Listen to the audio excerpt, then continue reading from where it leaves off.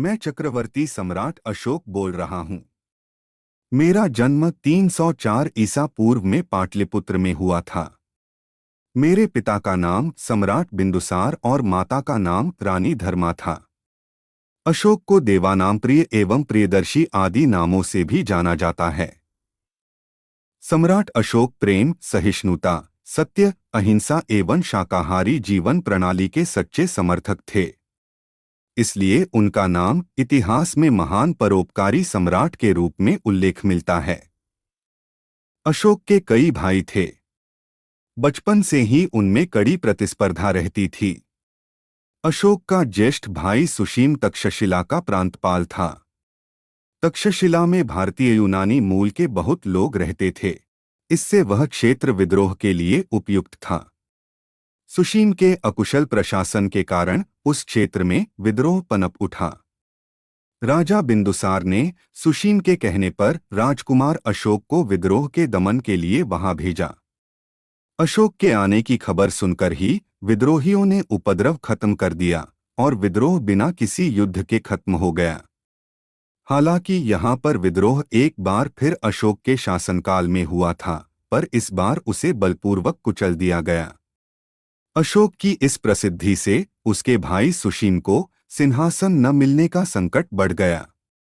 उसने सम्राट बिंदुसार को कहकर अशोक को निर्वास में भेज दिया। इसी बीच उज्जैन में विद्रोह हो गया। अशोक को सम्राट बिंदुसार ने निर्वासन से बुला विद्रोह को दबाने के लिए भेज दिया। हालांकि उसके सेनापतियों ने विद्रोह को दबा दिया, पर उसकी पहचान गुप्त ही रखी गई, क्योंकि मौर्यों द्वारा फैलाए गए गुप्तचर जाल से उसके बारे में पता चलने के बाद उसके भाई सुशीम द्वारा उसे मरवाए जाने का भय था। वह बौद्ध सन्यासियों के साथ रहा था। इसी समय उसे बौद्ध विधि विधानों तथा शिक्षाओं का पता चला था। कुछ वर्षों के बाद सुशीम से तंग आ चुके लोगों ने अशोक को राजसिंहासन हथिया लेने के लिए प्रोत्साहित किया, क्योंकि सम्राट बिंदुसार वृद्ध तथा रुग्ण हो चले थे। जब वह आश्रम में थे तब उनको समाचार मिला कि उनकी मां को उनके सौतेले भाइयों ने मार डाला। तब उन्होंने राजभवन में जाकर अपने सारे सौतेले भाइयों की हत्या कर दी और सम्राट बने। अशोक का विवाह देवी से हुआ था। सत्ता संभालते ही अशोक ने पूर्व तथा पश्चिम दोनों दिशा में अपना साम्राज्य फैलाना प्रारंभ किया। उसने असम से ईरान की सीमा तक साम्राज्य केवल 8 वर्षों में विस्तृत कर लिया। अशोक ने विशाल मौर्य साम्राज्य को प्रशासन की सुविधा के लिए अनेक प्रांत में बांट दिया था। अशोक के समय में 5 प्रांत हुआ करता था। चक्रवर्ती सम्राट अशोक ने अपने राज्याभिषेक के 8वें वर्ष में कलिंग पर आक्रमण किया था। कलिंग युद्ध में 1,50,000 व्यक्ति बंदी बनाकर निर्वासित कर दिए गए। 1,00,000 लोगों की हत्या कर दी गई। 1.5 लाख लोग घायल हुए। सम्राट अशोक ने भारी नरसंहार को अपनी आंखों से देखा। इससे द्रवित होकर सम्राट अशोक ने शांति, सामाजिक प्रगति तथा धार्मिक प्रचार किया। कलिंग युद्ध ने सम्राट अशोक के हृदय में महान परिवर्तन कर दिया।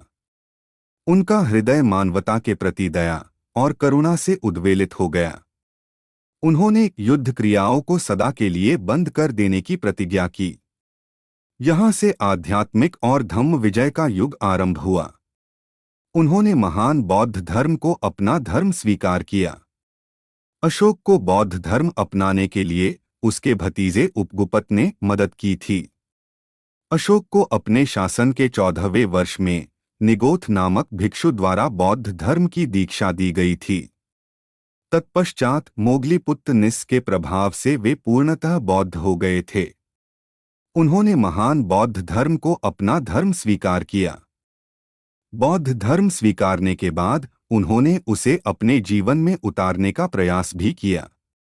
उन्होंने शिकार तथा पशुहत्या करना छोड़ दिया। अशोक ने सभी संप्रदायों के सन्यासियों को खुलकर दान देना भी आरंभ किया।